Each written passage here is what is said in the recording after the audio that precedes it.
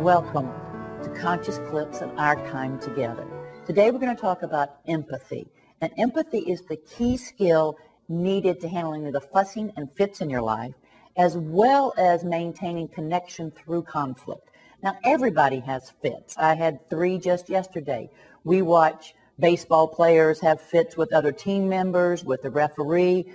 We have radio shows where people just call in for the sole purpose of having a fit. So what happens? What is a fit? A fit really occurs when the world is not going our way. It's the general emotional term I use to describe when we resist what is.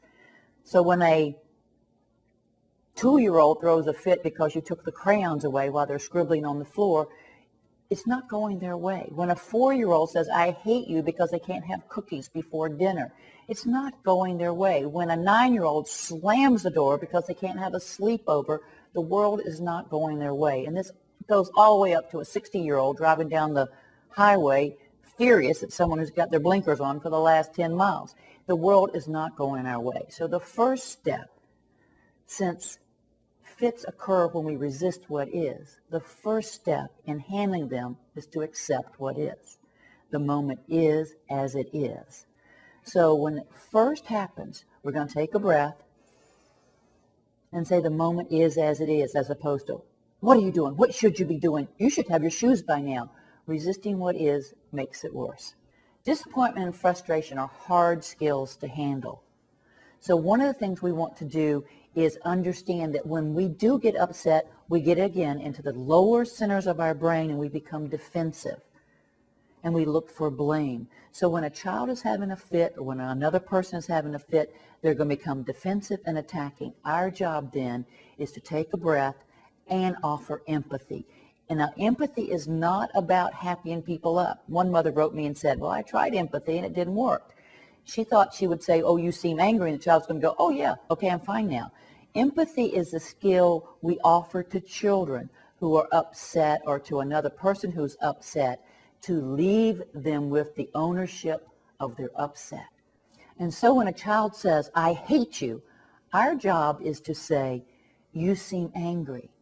It's hard when you don't get the remote when you want it. So our job is to offer empathy. If we're in a reactive state, all we want to do is stop the action instead of offer empathy. And we might say stuff like this, you get me involved in this and you're both going to go to your room. Instead of trying to stop behavior, we want to offer the empathy. Here's some words you can use. You seem angry, you sound angry, and then follow that with, it's hard when you have to go to bed when your favorite TV show is on. It's difficult when all your other friends get to go and you don't get to go. And then tag that at the very end with, you can handle this. And then that's all you do. Then you walk away. Does it make the child happy? Are they going to go, oh, thank you, Mom? No. Or thank you, Dad? No. But what it does is it leaves them with the ownership of their own upset. So they can take personal responsibility to decide whether they're going to change their mind or change their actions.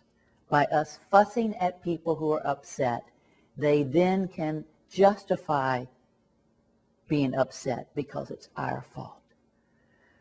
Use empathy when someone, your spouse, your coworker, your children, when they get upset, take a breath, get out of the lower centers of the brain that want to stop the behavior, rise through taking a deep breath, being a star, to the higher centers, see from their point of view, and say, you seem really disappointed.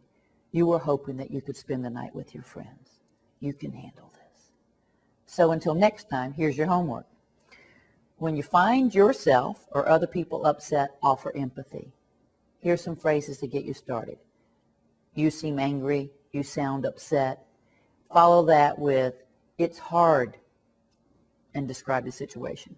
Or you were hoping that, and describe the situation. Or you wanted, and describe the situation. And at the very end say, you can handle this. And then walk away. They're still going to grumble and bleed and whine, but you've left them with personal responsibility. Until next time, I wish you well.